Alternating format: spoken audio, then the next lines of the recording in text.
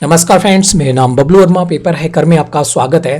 तो friends start करते हैं अपने सेशन के लिए। वो कौन सा है? VA 4 सेमेस्टर हमारा चल रहा था, जिसके अंतर्गत हम क्या देख रहे थे? हम देख रहे थे फिजिकल एजुकेशन और अपना योगा से संबंधित क्वेश्चन। ठीक है, हम पहुंच चुके हैं यूनिट नंबर थर्ड को कवर कर रहे हैं, क्योंकि यूनिट नंबर थर्ड जो है वो बहुत लंबी है। ठीक है, तो इसको हम पार्टों में डिवाइड कर रहे हैं। तो आज जो हमारा रहने वाला है वो पार्ट नंबर कौन सा है? थर्ड रहने वाला है इसका। ठीक है, पार्ट नंबर कौन सा है? थर्ड है। इसमें थोड़े कम ही क्वेश्चन दिखेंगे। क्यों?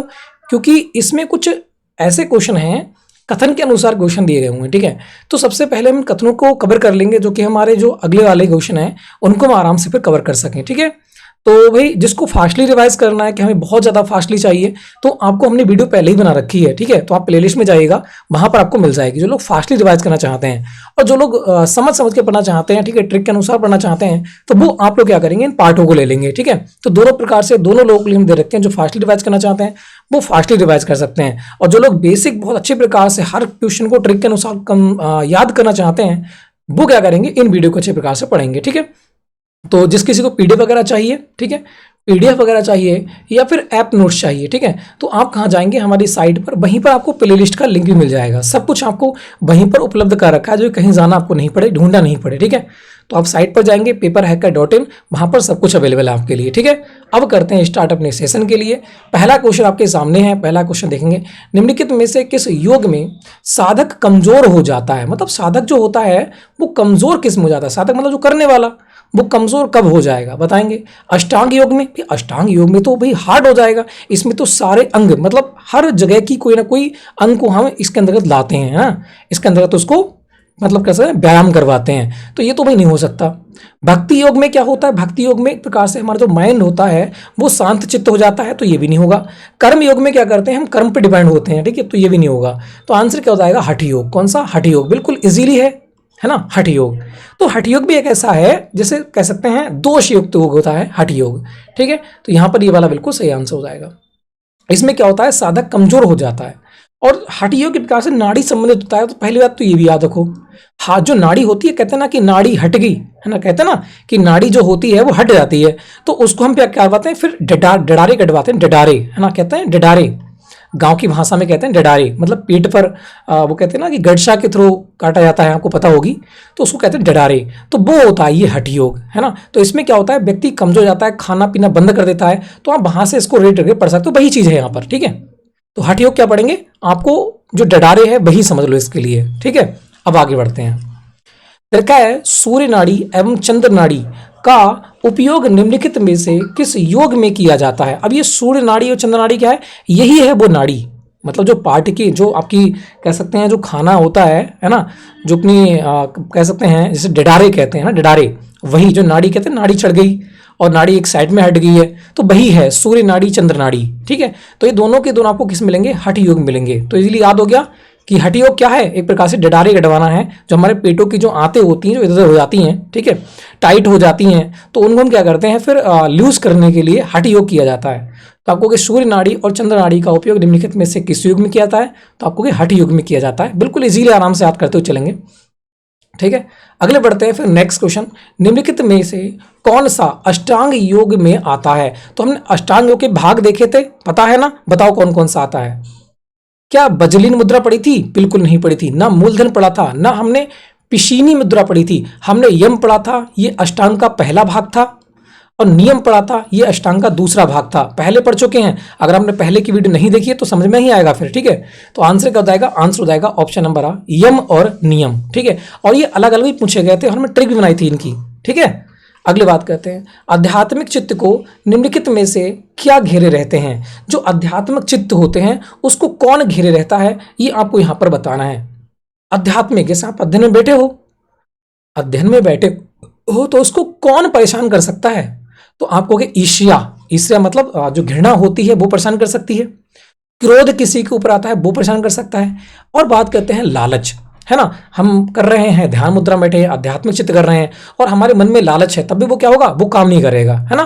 तो यहाँ आप समझ सकते हो, उपयुक्त सभी यहाँ पर बिल्कुल सही आंसर हो जाएगा। ठीक है, अगले बात करते हैं। निम्नलिखित में से किस योग में श्वास संबंधी गतिविधियों को स्पष्ट किया जाता है? जो श्वास संबंधी गतिविधियां हैं उनको स्पष्ट किसके अंतर्गत देखने को मिलता है? बताएंगे। श्वास संबंधी गतिविधियां का स्पष्ट किया जाता है किसके अंतर्गत? क्या हठ योग के अंतर्गत? बिल्कुल नहीं, हठ तो नाड़ी से हो गया, कर्म योग कर्म से हो गया, मंत्र योग तो टूटना टिटका जो मंत्र मंगला मंत्र पढ़ते हैं ना उससे हो जाएगा। ठीक है, तो आंसर क्या हो गया? ये हो गया अष्टांग योग। कौन सा? अष्टांग योग। बिल्कुल सिंपली आराम से निकाल सकते हो। ठीक है, अगले बात करते हैं, आध्यात्मिक विकास की आधारशिला निम्नलिखित में से कौन सी है? जो आध्यात्मिक विकास है उसकी आधारशिला बताओ कौन सी है? बताओ। आध्यात्मिक विकास मतलब जो हमारा आध्यात्मिक विकास होगा वो किससे होगा?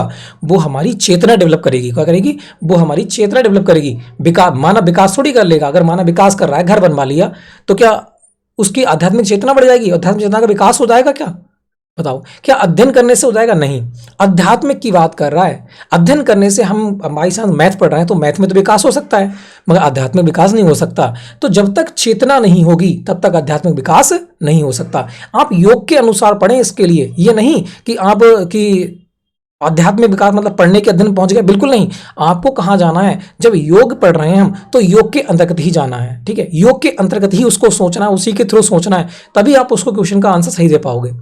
अगले बात करते हैं, आध्यात्मिकता निम्नलिखित में से किसे जागृत करने का प्रयास करती है? बताओ, आध्यात्मिक किसको जागृत करती है? अभी हमने पढ़ा था, आध्यात्मिक किसका विकास करेगी, किसको जागृत करेगी? जब तक चेतना जागृत नहीं होगी आध्यात्मिक विकास भी नहीं होगा। एक दूसरे के रिलेटेड होते हैं ये, है ना। अगले बढ़ते हैं, फिर नेक्स्ट क्वेश्चन की बात करते हैं, आध्यात्मिक दर्शन में चेतना किसके समानार्थी है? जो आध्यात्मिक दर्शन है, हमने आध्यात्मिक दर्शन पहले भी देखा था, है ना, इसको पढ़ा भी था। अब ये किसके समानार्थी है ये आपको बताना है। आध्यात्मिक दर्शन जो है वो निरपेक्ष सत्ता के, सत्ता से अलग, मतलब जो इंसान की जो प्रवृत्तियां हैं उनसे बिल्कुल अलग देखने को मिलता है। तो आध्यात्मिक दर्शन में चेतना किसके समानार्थी है? तो निरपेक्ष सत्ता के समानार्थी है। कोई ईश्वर के समानार्थी थोड़ी होगी, ना तो भौतिक ना ही ज्ञान, है ना। तो यहां पर क्या हो जाएगा? निरपेक्ष सत्ता के। थोड़ा ध्यान से क्वेश्चन को, हर चीज को योग से ही रिलेट करके देखना, वरना क्वेश्चन गलत हो जाएगा आपका। ठीक है, अगले देखो नेक्स्ट क्वेश्चन, चेतना मानसिक क्रियाओं का योग है, यह किस प्रकार पक्ष है? चेतना जो है वो मानसिक क्रियाओं का योग है, मतलब मन से जो क्रियाएं उत्पन्न होती हैं उनका योग है। ये किसका, ये बात करते हैं, ये किस प्रकार का एक पक्ष है, किस प्रकार से इसको समझ सकते हैं, किसके अंतर्गत इसको रख सकते हैं। सॉरी, चेतना मानसिक क्रियाओं का योग है, तो इसको हम देखो आध्यात्मिक के अंतर्गत रखेंगे? बिल्कुल नहीं, क्योंकि आध्यात्मिक के अंतर्गत नहीं रख सकते। अब क्रियात्मक जो होती है, क्रियात्मक के अंतर्गत होती है, हम क्रिया करते हैं, जैसे योग हो गया तो वो तो क्रियात्मक के अंतर्गत आ जाएगी। मगर यहां पर थोड़ी सी कंफ्यूजन कर दी, वो चेतना, चेतना यहां पर दे दी उसने, तो इसलिए हम कहा जाएंगे चेतना मानसिक क्रियाओं का योग है। तो यहां पर एक मानसिक विज्ञान भी आप पढ़ोगे, क्या पढ़ोगे? बात करते हैं मानसिक विज्ञान, आप पढ़ते हो ना पढ़ते हो, मनोविज्ञान इसे कहते हैं, तो उसके अंतर्गत वो सोचा गया है यहाँ पर। तो आंसर क्या हो जाएगा? यहाँ पर हो जाएगा वैज्ञानिक सत्ता। ठीक है, मनोविज्ञान चेतना ही कहते हैं ना, मनोविज्ञान क्या है? चेतना का विज्ञान है। तो वहां से ये क्वेश्चन पूछा गया है, घुमाकर क्वेश्चन दिया गया है, बस आपके एक प्रकार से बुक से रिलेटेड क्वेश्चन है ये। ठीक है, तो आप इसको समझ सकते हो। तो वैज्ञानिक पक्ष यहाँ पर बिल्कुल सही आंसर हो जाएगा। अगले बात करते हैं, योग के अनुप्रयोग में निम्नलिखित है। अनुप्रयोग एक होता है प्रयोग, योग के प्रयोग में सम्मिलित है। अब यहां पर दे रखा है योग के प्रयोग, योग के अनुप्रयोग में सम्मिलित है, मतलब योग में प्रयोग नहीं होगा। अब बताओ यहां पर कौन सा हो जाएगा? ऑप्शन ये है, पहला दे रखा है योग वह चाबी है जो व्यक्ति के साथ साथ समस्त समुदाय को अथाह प्रसन्नता के द्वार खोल देती है। अब एक बताओ, एक व्यक्ति है वो योगा कर रहा है, उसके साथ साथ पूरा समुदाय क्या सही हो जाएगा? अगर वो योगा कर रहा है तो बिल्कुल गलत बात है ना, ये तो बिल्कुल गलत बात है। अगली बात करते हैं कि महर्षि पतंजलि कृत योग दर्शन को चिकित्सा पद्धति का मूलभूत ग्रंथ माना गया है। हाँ, ये बात बिल्कुल सही है, ये बात माना गया है और हमने ये ग्रंथ पहले ही पढ़ चुका है। अगले बात करते हैं, अनुपयुक्त दर्शन मानव के उपयोग में परिलक्षित होते हैं। जो अनुपयुक्त दर्शन है, अनुपयुक्त दर्शन क्या होता है पहले ये बताओ। एक यहां पर दिए परिलक्षित की बात कर दी, बस यहां पर अगर वो कहता लक्षित होते हैं तो बात सही थी, यहां पर परिलक्षित की बात कह दी। और हमने पढ़ा था अनुप्रयुक्त दर्शन जो होते हैं वो मानव के व्यवहार के अध्ययन में आते हैं, तो ये बिल्कुल गलत हो जाएगा हमारा। फिर आधुनिक समय में योग के अनुप्रयुक्त दर्शन का विशेष रूप से महत्व है। जो आधुनिक समय है उसमें अनुप्रयुक्त दर्शन का विशेष रूप से महत्व है। योग के, ध्यान रखना, आधुनिक समय में योग के अनुप्रयुक्त दर्शन में, योग के अनुप्रयुक्त दर्शन का विशेष रूप से महत्व है, योग में नहीं है। ये चीज जो बात कही अनुपयुक्त दर्शन, ये योग में नहीं है, ये व्यवहार में है। किसमें है? ये व्यवहार में है। ये हम पहले ही पढ़ चुके हैं, ये व्यवहार से रिलेटेड है, मनुष्य के व्यवहार से रिलेटेड है। ठीक है, अनुपयुक्त दर्शन। तो यहां पर ये भी हमारा गलत हो जाएगा। तो आंसर क्या हो जाएगा? फर्स्ट, थर्ड और फोर, क्योंकि हमारा जो दूसरा है वो तो सही है, ये सारे के सारे गलत हैं। ठीक है, हमने पहले पढ़ा है कि अनुपयुक्त दर्शन क्या है? मानव के व्यवहार, जैसे कि चिकित्सा हो गया, तुम्हारा अध्ययन हो गया, है ना, बाकी तुम जाओगे वो जाएगा अनुपयुक्त दर्शन के अंतर्गत, और ये हम पहले भी पढ़ चुके हैं। ठीक है, अगली बात करते हैं फिर नेक्स्ट क्वेश्चन में। नेक्स्ट क्वेश्चन दे रखा है चेतना से संबंधित है। बताओ चेतना से क्या संबंधित है? सही क्वेश्चन आपको चूज करना है। पहला दे रखा है चेतना शब्द का प्रयोग ज्ञान बुद्धि जीवन के अर्थ में किया जाता है। चेतना, बिल्कुल, ज्ञान में, बुद्धि में, चित्त में और जीवन में। जब उसने जीवन की बात कह दी तो हमारा क्वेश्चन सही हो जाएगा। तो आपको ये बात बिल्कुल सही है। फिर चेतना मनुष्य की मन शक्ति को सुदृढ़ करती है और उत्तेजना को जागृत करती है। जो चेतना है वो हमारे बात कहते हैं मन शक्ति को सुदृढ़ करती है और उत्तेजना को जागृत करती है। क्या? चेतना जागृत नहीं करती है, चेतना के द्वारा जागृत होता है। ठीक है, तो बात करते हैं, यहां पर देखा है चेतना मनुष्य का मन शक्ति को सुदृढ़ करती है। क्या जो चेतना जग रही है हमारी मन शक्ति को सुदृढ़ कर देगी? ये बताओ पहले तो। मन शक्ति को जो है तुम्हारी सुदृढ़ कर देगी? नहीं, जब तक आप खुद नहीं करोगे तब थोड़ी रहेगी। तो चेतना पर ये डिपेंड नहीं करेगा। फिर देखा है ये उत्तेजना को जागृत करती है, उत्तेजना नहीं करती है। ये सिर्फ क्या करती है? ये सोचने की क्षमता को डेवलप, एक भाव है चेतना। चेतना क्या है? एक भाव है ना। ये कोई मन शक्ति को सुदृढ़ थोड़ी कर देगा, चेतना तो एक भाव है ना। ये अलग बात है। तो ये हमारा क्या होता है? गलत हो जाएगा। अगले बात करते हैं सत्य असत्य और शुभ अशुभ संबंधी मनुष्य के विचार चेतना के कारण ही अस्तित्व में आते हैं। अब भाव हो सकते हैं, है ना। अब जो भाव है वो शक्ति सुदृढ़ तो नहीं करेंगी, मन की शक्ति सुदृढ़ नहीं। अब क्या बताओ, वो कह रहा है मन की शक्ति सुदृढ़ करते हैं। अब मान लिए आपके मन में भाव कुछ नेगेटिव आए, है ना, चेतनाएं आपके मन में जो थी वो नेगेटिव जगी, तो क्या आप सुदृढ़ होगे? तो आपको कि नहीं होगे। तो इसलिए ये क्वेश्चन जो था पहले दूसरे वाला वो गलत हो जाएगा। अब सेकंड वाले में देखो उसने दोनों बात कही कि सत्य और असत्य, सत्य असत्य तथा शुभ अशुभ संबंधी मनुष्य के विचार चेतना के काढ़े उत्पन्न होते हैं। बिल्कुल सही बात। जब दोनों बात कही उसने, दोनों बात कही, वो सत्य भी हो सकता है, असत्य भी हो सकता है, शुभ भी हो सकता है, अशुभ भी हो सकता है। इसलिए ये वाला हमारा आंसर सही हो जाएगा। ठीक है, अगली बात करते हैं। फिर देखो अलग अलग परिस्थितियों में चेतना का स्वरूप भी अलग अलग होता है। बिल्कुल सही। अगर आप नेगेटिव सोच रहे हो तो नेगेटिव चेतना आएगी, अगर आप सही सोच रहे हो तो सही चेतना आएगी। तो ये बात बिल्कुल सही है। और बाकी हमारा ये वाला गलत क्यों हो गया? क्योंकि वो कह रहा है मन शक्ति को सुदृढ़ करता है। क्या पता गलत चेतना जगी तो क्या हो जाएगा? मन सुदृढ़ थोड़ी जाएगी फिर। तो इसलिए ये वाला हमारा गलत हो जाएगा। तो आंसर क्या हो जाएगा? आंसर हो जाएगा 1/3 और 4, 1/3 और 4। ठीक है, अगली बात करते हैं। यहां देखेंगे निम्नलिखित कथनों पर विचार कीजिएगा। आपको यहां पर क्या उपयुक्त कथन में से कौन सा सही है, मतलब सत्य को चूज करना है। ठीक है, देखेंगे। पहला दे रखा है वैदिक ग्रंथों के अनुसार मानव मस्तिष्क में प्रवाहमान शक्ति मनुष्य को निरंतर चैतन्य प्रदान कराती है। बताएंगे आंसर क्या रहेगा? चलो भाई, देख रहे हैं वैदिक ग्रंथ, जो वैदिक ग्रंथ हमने पढ़े थे, वैदिक ग्रंथ पढ़े हैं नहीं पढ़े हैं? वैदिक ग्रंथ की बात कर रहा है, जो तुम्हारा ऋग्वेद, सामवेद, अथर्ववेद, है ना, 4 वेद प्रकार के हैं। ऋग्वेद है, सामवेद है, अथर्ववेद है, यजुर्वेद है, ये आपने पढ़े होंगे, है ना। इसमें देखेंगे तो वेद जो हैं, वेद ग्रंथ हैं, उनके अनुसार मानव मस्तिष्क में प्रभामान शक्ति मनुष्य को निरंतर चैतन्य प्रदान कराती है। हाँ, बिल्कुल सही बात है ये बिल्कुल सही बात है। वेद हमारे इसीलिए बनाए गए हैं, है ना, जो कि हमें शक्ति, मतलब एक प्रकार डायरेक्शन हमें वो करवाएं। ठीक है, तो ये बात सही है। दूसरे की बात करते हैं कि चेतना की क्रियात्मक स्वरूप को हम व्यावहारिक क्रियाशीलता कहते हैं। जो चेतना की क्रियाशीलता है, क्रियाशीलता का जो स्वरूप है, उसको हम व्यावहारिक क्रियाशीलता कह सकते हैं क्या? जो हम अपने व्यवहार में लेकर आते हैं वो चेतना से संबंधित है। हाँ, ये बात बिल्कुल सही है ना।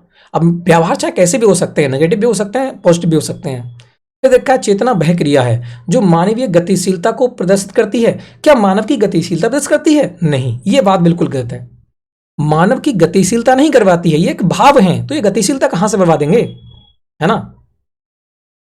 अगले बात करते हैं, चेतना की व्याख्या में उपनिषदों के खंडात्मक और मंडात्मक दोनों प्रवृत्तियों का सहारा लिया जाता है, बिल्कुल सही है। जो उपनिषद हैं उसमें खंडात्मक मतलब जो खंडों में डिवाइड हुए और जो सही बातें हैं, मंडात्मक जो गलत बातें हैं, दोनों प्रवृत्तियों का सहारा लिया जाता है, बिल्कुल सही बात है। तो आंसर क्या हो जाएगा? आंसर हो जाएगा फर्स्ट, सेकंड और फोर। कौन सा? देखो, बात करते हैं चेतना एक भाव है, वो कोई मानवता को गतिशील नहीं प्रदर्शित कर सकते, ठीक है। तो इसलिए आंसर क्या हो जाएगा? आंसर हो जाएगा हमारा ऑप्शन नंबर सा। अगले बात करते हैं मानव चेतना से संबंधित है। मानव चेतना से संबंधित सही आपको बताना है कौन सा हो जाएगा। पहला दे रखा है चेतना सामाजिक वातावरण और संकरों से विकसित होती है। समाज के अंतर्गत वातावरण है, जैसा वातावरण होगा उसी ही प्रकार से आपके अंदर थॉट आएंगे, ये बात बिल्कुल सही है। एवं संस्कारों से विकसित होती है, ये भी बात बिल्कुल सही है ना। चेतना क्या है? अगर आपके समाज जैसे वातावरण रहोगे वैसे ही चेतना जगेंगी। और बात करते हैं जिस प्रकार के संस्कार आपको चाहिए मिलेंगे और उसी प्रकार की चेतना आपके अंदर डेवलप होंगी, ये बात बिल्कुल सही है। अगले बात करते हैं वैदिक ऋषियों ने ध्यान योग के द्वारा चेतना जागृत करने का प्रयास किया था, बिल्कुल सही। ध्यान मुद्रा में बैठेंगे और चेतना जागृत होंगी। कैसी होंगी? वो शांत थोड़े की होंगी, है ना। तो ये बात बिल्कुल सही है। अगर देखेंगे मानव चेतना के विकास से मनुष्य ज्ञान की स्वाधीनता की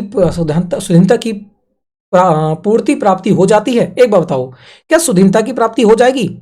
क्या पता नगेड़ थोड़ा आगे तो क्या होगा फिर? तो ये तो बात बिल्कुल गलत है ना। हम नहीं कह सकते कि होगी ही या नहीं हो सकती, है ना। तो इसलिए क्या हो जाएगा? ये वाला गलत हो जाएगा। अगले बात करते हैं मानव चेतना के विकास से मनुष्य ज्ञान की स्वाधीनता की पूर्ति प्राप्ति हो जाती है। स्वाधीनता की पूर्ति प्राप्ति, अब देखते हैं इसको, थोड़ा रुको इसके लिए, है ना। ये थोड़ा सही भी लग रहा है मुझे, प्राप्ति हो भी सकती है ना। वो एक तरफ की थॉट की बात कर रहा है, सिर्फ दोनों तरफ की बात नहीं कर रहा है ना। तो इसलिए हम देखते हो सकता है, देखते हैं अभी। मानव चेतना आत्म संशय की चिकित्सकीय पद्धति से भी अवलोकन करती है। तो मानवीय चेतना जो है वो आत्म संचय की चिकित्सक पद्धति से, ये चिकित्सा संबंध नहीं होगी, भाव है ना। ये कोई चिकित्सा हमें रिलेट नहीं कर पाएंगे, ये वाला तो गलत हो जाएगा वैसे भी। अब इसको थोड़ा सा देखा जाए। कह रहा मानव चेतना के विकास से मनुष्य का ज्ञान जो है, मानव चेतना के विकास से जो मनुष्य का ज्ञान है वो स्वाधीनता की पूर्णतया प्राप्ति हो जाती है। मानव चेतना के विकास से मनुष्य ज्ञान की स्वाधीनता की पूर्णतया प्राप्ति हो जाती है, हो भी सकती है भाई। ये आंसर सही हो सकता है ना, सही हो सकता है। तो फर्स्ट, सेकंड और थर्ड होगा, फर्स्ट, सेकंड और थर्ड होगा। क्योंकि चेतना है, अगर वो ज्ञान के थॉट में जगेगी तो उसके अनुसार हमें स्वाधीनता की प्राप्ति करवा सकती है, बिल्कुल सही बात है ये, है ना। अगर नेगेटिव थॉट में जगेगी तो नेगेटिव वाले थॉट की ओर ले जाएगी, ये बात बिल्कुल सही बात है ना, सही बात है भैया भी। क्योंकि ये उसी की ओर ले जाने की बात कर रहा है जिस ओर जागृत हो रही है ना। तो वो तो भी सही बात हो जाएगी फिर तो, है ना। आंसर हो जाएगा फर्स्ट, सेकंड और थर्ड। ये क्वेश्चन थोड़े से कथन वाले हैं, इसलिए क्वेश्चन आपको कंफ्यूज तो करेंगे, है ना, एग्जाम में कंफ्यूज करेंगे, मगर आप यहाँ पर थोड़ा समझ लें तो ये क्वेश्चन सही हो जाएगा। अगले बात करते हैं निम्नलिखित कथनों में से कौन सा कथन सत्य है। तो सत्य आपको बताना है। पहला रखा है अलग परिस्थितियों में चेतना का स्वरूप अलग अलग होता है। अभी देखा था हमने, नेगेटिव जाएंगे नेगेटिव जाएगा, थर्ड और पॉजिटिव जाएंगे तो पॉजिटिव हो जाएंगे। उसी प्रकार से ज्ञान के थॉट में लगेगा तो ज्ञान के थॉट में चले जाएंगे हम। तो बिल्कुल सही है, सब में अलग अलग चेतनाएं जगती हैं, ये बात बिल्कुल सही है। बात करते हैं धार्मिक ग्रंथों में चेतना का अलग अलग स्वरूप है। जो धार्मिक ग्रंथ पढ़ोगे, इस्लाम पढ़ोगे तो चेतना के अलग हैं, हिंदू पढ़ोगे अलग हैं, बाइबल पढ़ोगे अलग हैं, है ना। और बात करते हैं तुम्हारा आगत पढ़ोगे तो अलग हो जाएंगे, त्रिपिटक पढ़ोगे तो अलग हो जाएंगे बुद्ध वाले। तो आपका आंसर क्या हो जाएगा? ये भी सही हो जाएगा, ठीक है। बात करते हैं चेतना का व्यवहार अलग अलग होता है। चेतना का व्यवहार अलग अलग होता है। एक बताओ, चेतना का व्यवहार अलग अलग कहां से हो गया? हाँ, अगर परिस्थितियां अलग अलग होंगी तो व्यवहार अलग अलग हो सकता है ना, स्वरूप अलग अलग हो सकता है, मगर चेतना के व्यवहार कौन से अलग अलग हो जाएंगे, है ना। तो ये थोड़ा सा ध्यान देने योग्य बात है। चेतना एक गतिमान व्यवस्था है, तो गतिमान तो नहीं है, हम पहले भी कह चुके हैं, चेतना कोई गतिमान नहीं है, एक भाव है। तो चेतना और व्यवहार अलग अलग होते हैं। चेतना और व्यवहार, अब एक बात बताओ, अब यहां पर थोड़ा सा समझने की बात है, थोड़ा सा यहां पर समझोगे तो क्वेश्चन सही हो जाएगा। एक बात बताओ, व्यवहार कौन होते हैं और चेतनाएं क्या होती हैं? पहले ये बताओ, व्यवहार कोई अलग से आने वाली थॉट है क्या? व्यवहार एक क्या है? भाव है। क्या है? भाव है। और चेतना भी क्या है? चेतना भी एक भाव है। व्यवहार भी एक भाव है और चेतना भी एक भाव है। वो कह रहा है चेतना और व्यवहार अलग अलग होते हैं, बिल्कुल गलत बात है। ये दोनों एक ही हैं, अरे दोनों भाव ही तो हैं। तो आपको यहां पर ये दोनों गलत हो जाएंगे और ये दोनों सही हो जाएंगे। तो फर्स्ट एवं सेकंड यहां पर सही हो जाएगा, ठीक है। अगली बात करते हैं फिर। यहां देखेंगे निम्नलिखित में से कौन सा कथन असत्य है। असत्य बताओ, गलत आपको चूज करना है। पहले देखा है चेतना के बीज वेदों में मिलते हैं। एक बात बताओ, चेतना के जो बीज हैं, बीज मतलब क्या होता है, कहां जहां से जागृत होती है, क्या वेदों में मिलते हैं? चेतना एक भाव है जो हमें कोई ग्रंथों में नहीं मिलेंगे, वो हमारे अंदर से ही जगेंगे। देखा है भक्ति योग साधक में ईश्वर के प्रति समर्पण होता है। जो भक्ति योग जब हम करते हैं तो ईश्वर के प्रति समर्पण हो जाते हैं क्या? ईश्वर के प्रति समर्पण तो नहीं होते हैं। ईश्वर के प्रति समर्पण नहीं होते हैं कि हम ईश्वर के प्रति समर्पण हो जाएं। ईश्वर का ध्यान करते हैं। ईश्वर का क्या करते हैं? ईश्वर का ध्यान करते हैं। कोई ईश्वर हमारे ऊपर आकर समर्पण थोड़ी हो जाता है, ठीक है। तो ईश्वर के प्रति समर्पण हम नहीं होते, हम उनका ध्यान करते हैं। तो ये उल्टा थोड़ा सा थोड़ दे रखा है, बस थोड़ा सा इसमें समझ लोगे, हिंट समझ लो, काम हो जाएगा। अगली बात करते हैं, योग साधना द्वारा मोक्ष प्राप्त कर सकते हो। ये बात बताओ, आप योग साधना कर रहे हो, क्या मोक्ष प्राप्त कर सकते हो? मोक्ष प्राप्ति होती है क्या? योजना साधना द्वारा मोक्ष की प्राप्ति होती है? नहीं। जब तक मन शुद्ध नहीं तब तक योग चाहे कितना भी कर लो नहीं होगी, ठीक है। अगली बात करते हैं, चेतना का चंचल स्वरूप माना गया है। चेतना का चंचल नहीं है, ये एक भाव है, कैसे भी आ सकते हैं, ठीक है। तो यहां पर आंसर क्या हो जाएगा? फर्स्ट, सेकंड, थर्ड और फोर्थ सारे गलत हैं, ठीक है। योग साधना द्वारा कोई मोक्ष की प्राप्ति नहीं हो सकती, ठीक है। अगली बात करते हैं, निम्नलिखित में से कर्म योग के संदर्भ में सत्य कौन सा? अब यहां पर देखो, थोड़ा सा ध्यान से देखना। अब ये कर्म योग आ गया है। जो पतंजलि वगैरह है वो कर्म क्रियात्मक योग पर करते हैं, वो तो ये कर्म योग है। तो कर्म योग संबंध आपको देखना है, थोड़ा ध्यान से क्वेश्चन देखेंगे। तो पहले देखा है फल प्राप्ति से कर्म करना है। फल प्राप्ति से कर्म प्राप्त करना है, बिल्कुल। अगर फल आप प्राप्ति करना चाहते हो तो कर्म आपको करना पड़ेगा, ये बात बिल्कुल सही है। आगे देखो, निष्काम भाव से कर्म करना होता है। निष्काम, हाँ बिल्कुल सही। अगर आप कर्म कर रहे हो तो ये मत सोचो कि हमें फल मिलेगा ही, है ना। बस आप काम करते रहो, फल 100% मिल जाएगा, देना होगा ऊपर वाले को। तो वही कहा गया है कि निष्काम भाव से, मतलब ये नहीं हो जो हम कर्म कर रहे हैं उसके अंतर्गत हमें फल प्राप्त हो ही जाए, मगर हमें करना तो चाहिए ना। जब हम जीवन जी रहे हैं, क्या पता हमारी कल मौत हो जाए, मगर हमें कर्म तो करना ही है पूरी जिंदगी का, है ना। कहते हैं कि 100 वर्ष जीना है, हम चाह रहे हैं 100 वर्ष जीना है, मगर वो एक प्रकार से निष्काम भाव से कर्म करना है। हम 1 साल के लिए खाना इकट्ठा करते हैं तो क्या पता हम कल ही मर जाएं, ठीक है। तो आप समझ सकते हो ये निष्काम भाव से ही तो कर्म करना है। तो इसका मतलब ये बात बिल्कुल सही है, निष्काम भाव से कर्म करना ही क्या कहलाएगा? एक प्रकार से कर्म योग है। तो बात करते हैं, दुष्कर्म कर्मों को गति देना है, बिल्कुल गलत है। दुष्कर्म कैसे कर सकते हैं भाई? दुष्कर्म तो अलग बात है ना। तो दुष्कर्म को गति देना, ये बात बिल्कुल गलत हो गई। तो आंसर हो जाएगा सेकंड और थर्ड। कौन सा? सेकंड और थर्ड। अगली बात करते हैं, निम्नलिखित कथनों पर विचार कीजिए। यहां पर बताना उपयुक्त कथन में से कौन सा सही है, सही बताना है, ये आपको देखना है। बताओ। पहले रखा है बुद्धि चेतना से संबंधित है। बुद्धि जो है वो चेतना से संबंधित है, बिल्कुल। चेतना जगेगी तो बुद्धि आएगी, है ना। बात करते हैं, चेतना मानसिक क्रिया है, बिल्कुल। चेतना एक मन की क्रिया है, एक मन का एक भाव है, बिल्कुल सही बात है। चेतना दिमाग द्वारा निर्मित होती है, अरे भाई दिमाग द्वारा निर्मित होती ही होती है। चेतना ज्ञानेंद्रियों से जागृत होती है, बिल्कुल सही है। सारी की सारी सही बातें यहाँ पर तो, है ना। बिल्कुल देखो, सिंपली आपने निकाल लिया यहाँ, तो आंसर आएगा सभी। अगली बात करते हैं, निम्नलिखित में से कौन से कथन असत्य हैं? असत्य मतलब गलत, ठीक है। गलत चूज करना है, गलत कौन से हैं। पहला दे रखा है, आध्यात्मिकता ही मानव चेतना को जागृत करती है। आध्यात्मिकता, अच्छा, भाव को आध्यात्मिकता जागृत करेगी। पहले आप इसका मतलब अध्यात्म में घुस जाओगे फिर उसके बाद चेतना जगेगी। अरे पहले भाव जगेंगे तब अध्यात्म में कोई आप कर सकते हो, तो यहां पर तो गलत हो गया, ठीक है। अगले देखो, चेतना सुखद एवं दुखद होती है। चेतना जो है, भाव जो है वो सुखद दुखद हो सकते हैं? पहले ही बताओ, भाव ना तो सुखद होते हैं ना तो दुखद होते हैं। चेतनाएं ना तो दुखद होती हैं ना तो सुखद होती हैं। इनको डेवलप किया जाता है, किसके अनुसार डेवलप करते हैं, ठीक है। चेतना एक सामान्य चीज है, उसे हम डेवलप करते हैं, किस रूप में डेवलप करना है। चेतना नहीं होती है, ठीक है। चेतना अध्यात्म का विज्ञान होती है, बिल्कुल ये बात सही है। चेतना जो है वो अध्यात्म का विज्ञान नहीं है, है ना। तो ये देखो, हम अभी पढ़ा था कि अध्यात्मक अलग है और चेतना अलग है। चेतना अध्यात्मक का विज्ञान नहीं है, ये बात बिल्कुल सही है। चेतना का शाश्वत अंश प्रत्येक में है। चेतना का जो शाश्वत अंश है क्या प्रत्येक में होता है? क्या सभी के दिमाग एक जैसे होते हैं, सभी के भाव एक जैसे लगते हैं? बिल्कुल गलत बात है।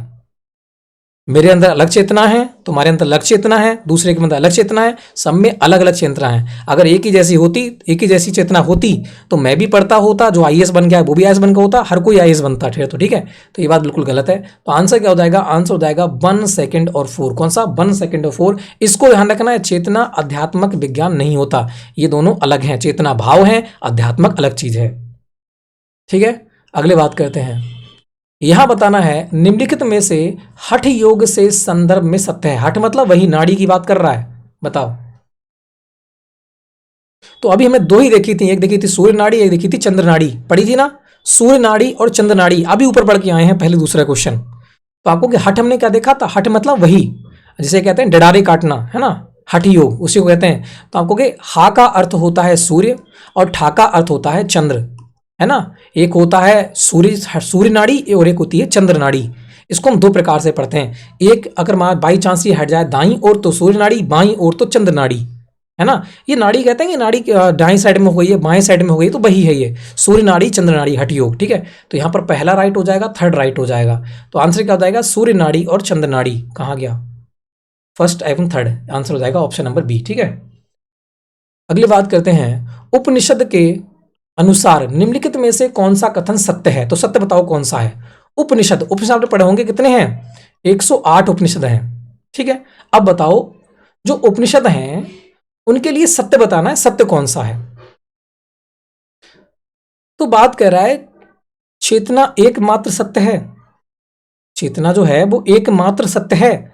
भाव जो है वो सत्य हैं, बिल्कुल सही बात है, भाव सत्य हैं भी, है ना, भाव जगते हैं भी, सत्य बात है। ज्ञान का मूलाधार है।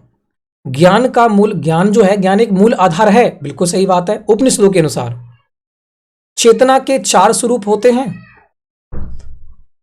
चेतना के 4 स्वरूप होते हैं, ये बात सही है, आपको ध्यान रखना है, एग्जाम में बन सकता है कि चेतना के कितने स्वरूप होते हैं। तो चेतना के 4 स्वरूप होते हैं, चा से चेतना और चा से ही चार।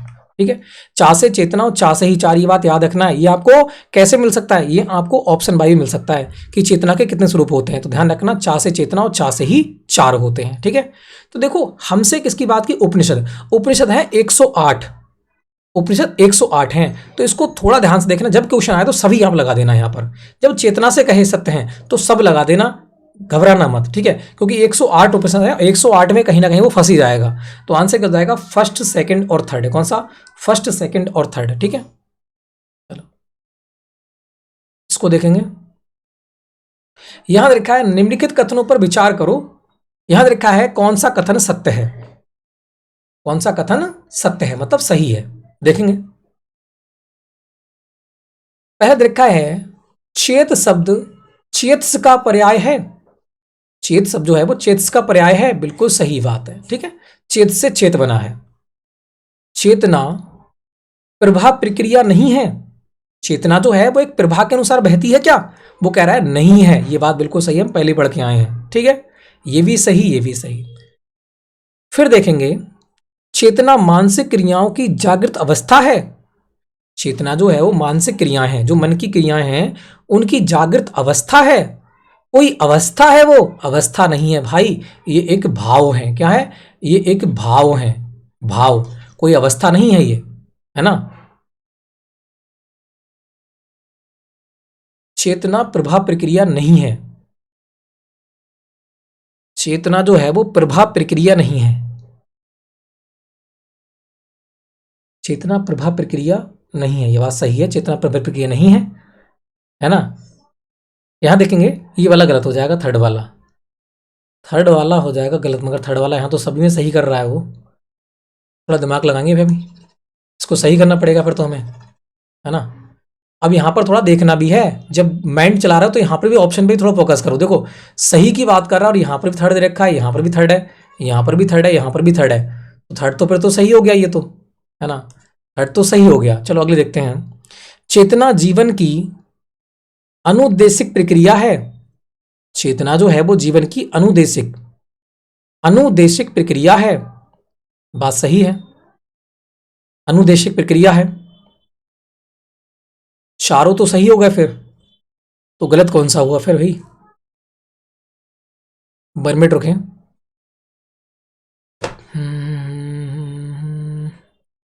देखते हैं अभी। कह रहा है चेतना प्रभा प्रक्रिया नहीं है।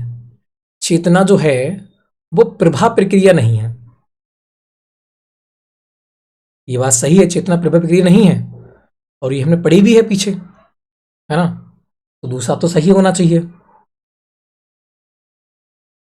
चेतना शब्द चेतस का पर्याय है, ये बात सही है। तो यहाँ पर सभी सही होंगे, ठीक है, क्योंकि हम पहले पढ़ के आए हैं कि चेतना प्रभा प्रक्रिया नहीं है, ये बात सही थी। और एक बार चेक कर लाऊंगा इसके लिए।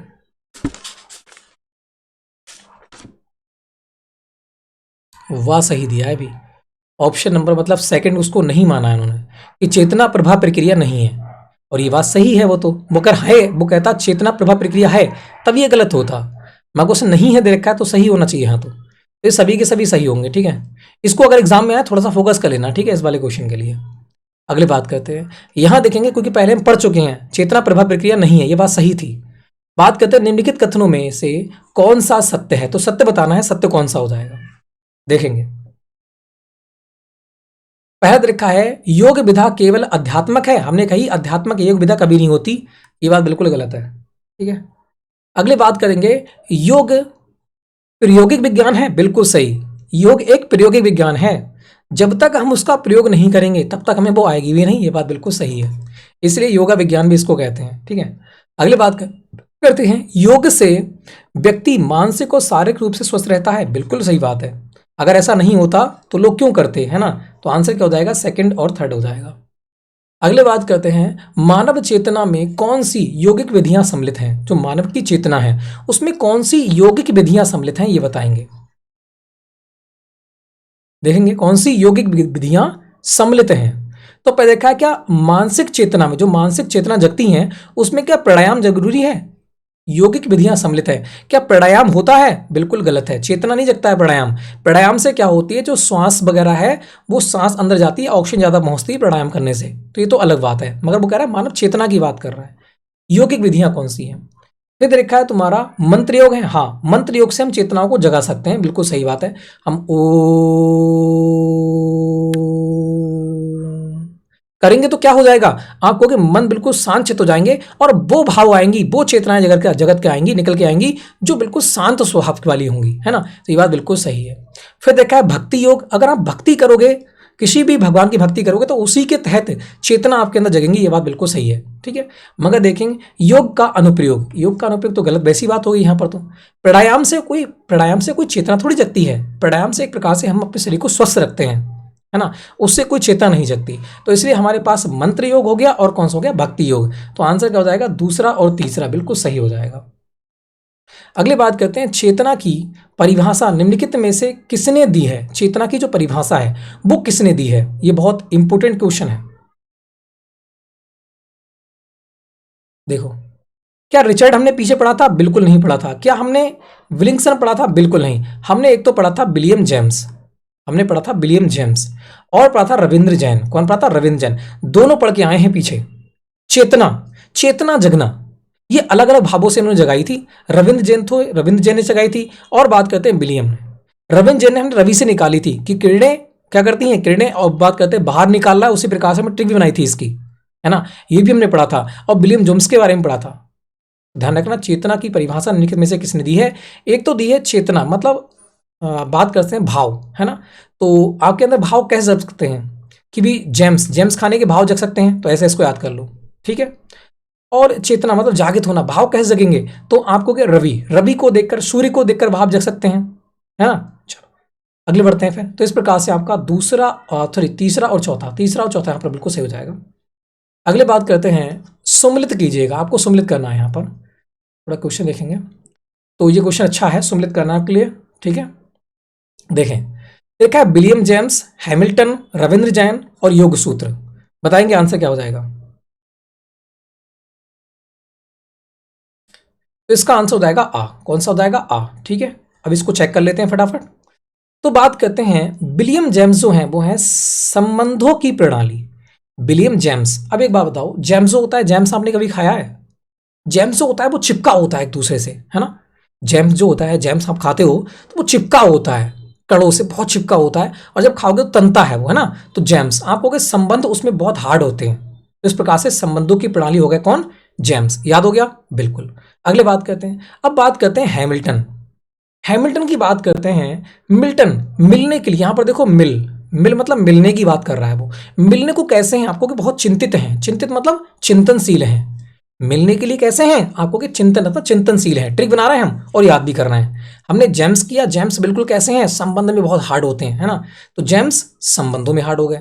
मिल्टन मिलने की बात हो रही है तो बहुत चिंतित हैं वो, तो चिंतनशील हो गए। अब हम रविंद्र जैन की बात कर लेते हैं। तो रविंद्र जैन जो है वो है चेतना प्रभा, और हमने कहा था सूर्य, सूर्य का प्रभा कहाँ है, पृथ्वी की ओर, और चेतना का भी प्रवाह है फिर, ठीक है, याद हो गया। अगले बात करते हैं, सूत्र योग हो गया। मैंने कहा था योग सूत्र जो है वो क्रिया संबंधित है। जब तक आप क्रियाएं नहीं करोगे चेतना नहीं जगा सकते। तो आपको ये किससे हैं, ये क्रियाएं चेतना है, क्रियात्मक चेतना है। योग क्या है, योग करते हो ना तो वो क्रिया ही तो करते हो, तो यहां पर क्या हो जाए, क्रियात्मक चेतना। सभी हो गए।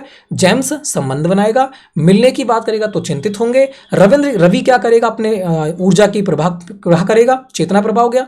और योग सूत्र क्या हो गया आपको, क्रियात्मक चेतना हो गया। हमने याद भी कर लिए। अगले बढ़ते हैं, सम्मिलित कीजिएगा, वेद, उपनिषद, भगवत गीता, योग सूत्र, बताओ। तो इसका आंसर हो जाएगा वाह। कौन सा हो जाएगा, वाह, ठीक है। अब देखो, अभी हमने देखा था, अभी हमने क्या देखा था कि जो योग सूत्र है, योग मतलब क्या है, क्रियाएं करना, है ना। तो क्रियात्मक क्रियात्मक चेतना हो जाएगी यहाँ, तो है ना, क्रिया करके ही चेतना जगा सकते हैं। तो क्रियात्मक चेतना अभी हमने पढ़ा था इसके बारे में ऊपर वाले में। अब देखेंगे, 3 बच गए हमारे, क्या बच गए, 3 बच गए। अब इसको देखेंगे आंसर क्या रहेगा। पहले का हो जाएगा वेद। वेद क्या है, वेद जो है वो क्रियाशीलता शांति है, बिल्कुल सही है। ऋग्वेद है, सामवेद है, अथर्ववेद है, यजुर्वेद है, ये कैसी हैं, क्रियाशीलता शांति। ये हमें क्रियाशीलता शांति दिलाते हैं, ये बात बिल्कुल सही है, ठीक है।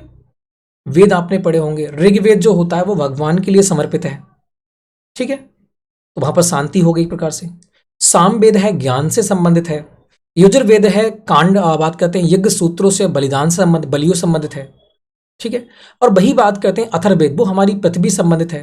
तो आपको कि क्रियाशीलता और शांति वहां पर देखने को मिल जाती है। अब रहे उपनिषद। उपनिषद क्या है, उपनिषदों को हमने खंडों में डिवाइड किया है। जो वेद हैं, वेदों के ही खंड होते हैं उपनिषद। हमने उपनिषद क्यों बनाए हैं, वेदों के अंतर्गत ही जो 4 वेद हैं उनके 108 उपनिषद हैं। वेदों की संख्या कितनी है, 4। इनको खंडों में डिवाइड किया जो कि हमें पढ़ने में शांति हो। मतलब कुछ अर्थ हमें वेदों से प्राप्त नहीं होते क्योंकि संस्कृत भाषा है तो बहुत हार्ड होते हैं, है ना। तो उसलिए हमने 108 उपनिषद बनाए हमारे महर्षियों ने, जो कि हमें ज्ञान की प्राप्ति बहुत अच्छी प्रकार से हो सके। अलग अलग पार्टों में उन्होंने डिवाइड किया। इसीलिए अब ये उपनिषद हो गए, वो पार्ट है एक प्रकार से किसके, वेदों के। तो आपको ये हो जाएंगे खंडों संबंधित, तो खंडनात्मक प्रवृत्ति के हो गए। अब बात करते हैं भगवत गीता। भगवत गीता क्या है, आपने देखे होंगे, भगवत गीता जो है वो पुनर्जन्म से संबंधित होती है। जिस प्रकार से आप देखो कृष्ण की देखो, तो कृष्ण से पहले क्या हुए थे, एक बात करते हैं, पहले ही भविष्यवाणी हो जाती थी, तब जन्म होता था कि आप इसके द्वारा मारे जाओगे। तो वो क्या था, एक पुनर्जन्म से संबंधित था कि आप पुनर्जन्म में कितने का पाप किए और आप इस समय क्या भरोगे। तो ये भगवत गीता जो है वो शारीरिक त्याग और पुनर्जन्म से संबंधित थी। गीता आप पढ़ते हो तो श्री राम क्यों आए, क्योंकि पुनर्जन्म जो पहले वाले जो पीढ़ी थी उस पर बहुत सितम ढाए गए थे, तभी तो उन्होंने जन्म लिया था और रावण को मारा था। ये सब की सब क्या है, पुनर्जन्म से संबंधित थी भगवत गीता। तो वेद क्या है, वेद एक क्रियात्मक क्रियाशीलता और शांति को प्रोवाइड करते हैं। उपनिषद क्या, उनके खंड हैं, तो खंडात्मक प्रवृत्ति बात करते हैं, प्रवृत्ति के हो गए। और हमने भगवत गीता देखी, पुनर्जन्म संबंध हो गए। और योग सूत्र जो होता है वो क्रियात्मक चेतना है, क्रिया के द्वारा ही चेतना जगाते हैं। तो आंसर क्या हो जाएगा, आंसर हो जाएगा ऑप्शन नंबर बा, आराम से निकाल लोगे। अगले बढ़ते हैं फिर नेक्स्ट क्वेश्चन की ओर, देखेंगे, सम्मिलित कीजिएगा, बताएंगे आंसर क्या रहेगा। देखो भी सम्मिलित करो, थोड़ा बड़ा कर देते हैं, ठीक है। फिर वही है, घुमा फिरा कर दे रखा है, बस क्वेश्चन को देखें और आंसर लगाएं। तो इसका आंसर हो जाएगा वाह, ठीक है, क्या हो जाएगा, वाह। अब देख लेते हैं फटाफट। तो पहला का हो जाएगा चौथा, देखा है वेद। अभी हमने देखा वेद से क्या होता है आपको, कि शरीर में चेतना के स्वरूप क्रियात्मक चेतना और शांत चेतना जगती है। पढ़ा था ना अभी हमने, बिल्कुल सही बात हो गई। चलो, और तुम्हारा दूसरे का हो जाएगा दूसरा, पतंजलि क्या है, चेतना और चेतना तत्व को लेकर गंभीर चिंतन, बिल्कुल सही बात है। जो पतंजलि हैं वो चेतना और चेतना तत्वों को लेकर गंभीर चिंतन करते हैं और उस पर रिसर्च करते हैं, है ना, ये बात बिल्कुल सही है। अगर देखें उपनिषद, अभी हमने देखे थे उपनिषद खंडों में डिवाइड हैं। क्या है? उपनिषद जो हैं वो वेदों के ही एक प्रकार से खंड हैं अलग अलग। ठीक है, तो अब देखेंगे आंसर क्या हो जाएगा इसका। तुम्हारा हो जाएगा पहला। देखो, चेतना को जिस विचारधारा का बीज हम वेदों में पाते हैं उन बीजों का अनुकरण उपनिषदों के व्याकरण रूप है। मैंने कहा ना कि जो वेद हैं उनको ही हमने उपनिषदों में डिवाइड कर रखा है अलग अलग, समझने के लिए अच्छी प्रकार से अलग अलग चेतना, अलग अलग पॉइंट्स अलग अलग दे रखे हैं वहां पर। तो वही है कि बीजों का अनुकरण उपनिषदों के व्यापक रूप से, व्यापक मतलब विस्तार रूप से वहां पर दे रखा है वेदों के बारे में अलग अलग खंडों में। तो वही बात यहाँ पर कही गई है। अगली बात कहते हैं गीता। गीता में क्या कहा गया है? मेरे जन्म और कर्म निर्मल और अलौकिक हैं। मैंने कहा ना ये कर्म योग से संबंधित है, ये पुनर्जन्म से संबंधित है। तो आंसर क्या जाएंगे? ये आपके सही हो गए सारे के सारे। आंसर हो जाएगा ऑप्शन नंबर वाह। अब आराम से आप निकाल भी लोगे एग्जाम में जाकर। ठीक है, अगली बात करते हैं, इसको देखेंगे। इसका आंसर क्या जाएगा? थोड़ा सा छोटा करना पड़ेगा, वैसे अभी बढ़ के आए हैं हम पीछे, इसको थोड़ा ध्यान से देख लें। पहले हम मिला लेंगे उसके बाद आगे बढ़ जाएंगे फिर। ठीक है, तो देखेंगे 65 पहले हम मिला ही लेते हैं इसके लिए। तो इसका है आ। ठीक है, मिला लेते हैं पहले हम। तो ये फर्स्ट का हो जाएगा सेकंड। ठीक है, और सेकंड का हो जाएगा फर्स्ट। ठीक है ना, और हो जाएगा थर्ड का हो जाएगा फोर, और फोर का हो जाएगा थर्ड। ठीक है, अब कर लेते हैं इसको बड़ा थोड़ा सा। चलो अब देखेंगे इसको। दे रखा है तुम्हारा, सबसे पहले देखेंगे कौन सा? हैमिल्टन। हैमिल्टन है ना, तो हैमिल्टन क्या देंगे? चेतना को चिंतनशील प्राणी द्वारा अपने कार्यों या प्रवृत्तियों में स्वीकृति माना है। जो चेतना है, चेतना को चिंतनशील, मैंने कहा था मिलने की बात कर रहा है मिल्टन। जब मिलेगा तो मतलब क्या है? वो चिंता में है, तो चिंता मतलब यहां पर चिंतनशील प्राणी निकल आया। पीछे हमने याद भी किया था ट्रिक से, ऐसे ही तो याद किया था बिल्कुल। और रविंद्र जैन तो क्या था? इनका प्रभा था, प्रभा के अनुसार था। तो देखो, चेतना एक प्रभा प्रक्रिया है और प्रभा में परिवर्तन और गति का अनिवार्य होता है। हमने कहा ना कि रवि प्रभा करता है ऊर्जा का पृथ्वी पर, तो उसी प्रकार से यहाँ पर प्रभा आप देख लेंगे। ठीक है, प्रभा, चेतना का प्रभा, बस इतना आपको समझ लेना है। फिर देखो विलियम जेम्स, हमने कहा था जेम्स जो है वो संबंधों की बात करेगा। तो देखेंगे चेतना एक इकाई और वस्तु नहीं बल्कि वह प्रभा है ना। तो चेतना जो है वो संबंधों को दर्शा रहा है। चेतना कोई एक वस्तु नहीं है, ना कोई बात करते हैं इसकी कोई इकाई है, ये एक प्रभा है। ठीक है, बल्कि ये एक प्रभा है, चेतना के बारे में उसने बात कही। फिर देखेंगे डॉक्टर कुसुम चतुर्वेदी, कुसुम चतुर्वेदी का कही कि चेतना मनुष्य को सदैव प्रभावित और क्या करती है? बात करते हैं अद्वैलित करती है। अब यहाँ पर देखो हम याद करेंगे कुसुम, कुसुम मतलब क्या होता है? कुसुम एक पुष्प, आपने सुना होगा, कुसुम सुना होगा, पुष्प। और पुष्प हमें क्या करते हैं? प्रभावित करते हैं। तो प्रभावित याद रखना, कि ऐसे याद कर लो प्रभाव की चेतना मनुष्य को सदैव प्रभावित करती है। प्रभावित और प्रभाव ये अलग है, ये प्रभा है और ये प्रभावित है। ठीक है, तो पुरुष पुष्प जो क्या करते हैं, पुष्प जो है वो हमें क्या करते हैं? प्रभावित करते हैं, है ना, अच्छा महसूस करवाते हैं, खुशबू होती है और अच्छा लगता है। तो आप इस प्रकार से इसको याद कर लेंगे तो सब कुछ आपको यहाँ भी याद हो गया। ठीक है, तो आज के बारे में हम इतना ही रखेंगे, क्योंकि अगले पढ़ेंगे तो अगले तो हमारे वन लाइनर आ गए फिर तो। ठीक है, वन लाइनर आ गए तो इसको तो आराम से पढ़ लेंगे। मगर आज का थोड़ा सा वीडियो था वो थोड़ा सा टिपिकल था, क्योंकि सारे के सारे ऑब्जेक्टिव भाई दे रखे थे और सभी को सोचना समझना था, याद करना था, तो बहुत समय लगता है उसमें। वरना इसको समझने में अगले समझोगे तो यहाँ तक तो आपको वैसे दिमाग खराब हो गया, अगले पढ़ोगे तो और ज़्यादा दिमाग खराब हो जाएगा फिर। ठीक है, तो हम क्या करेंगे, इस वीडियो को यहीं रहने देंगे, अगले पार्ट में डिवाइड करेंगे। अगले पार्ट में अच्छे प्रकार से पढ़ेंगे उनके लिए, जो कि अगले पार्ट में हमारा मन शांत होगा और अच्छी प्रकार से उसको पढ़ पाएंगे। ठीक है, तो वीडियो अच्छी लगे तो वीडियो को लाइक कर दो, वीडियो को शेयर कर दो दोस्तों में, जो आपके दोस्त हैं, है ना, पर्सनल वाले, उनको भी सभी लोग क्या कर देंगे? शेयर कर देंगे। ठीक है, तो वीडियो अच्छी लगी तो वीडियो को लाइक करो, शेयर करो, चैनल को कर दो सब्सक्राइब, बेल आइकन को प्रेस करो। नेक्स्ट वीडियो में जल्दी ही मिलते हैं, तब तक के लिए जय हिंद, जय भारत।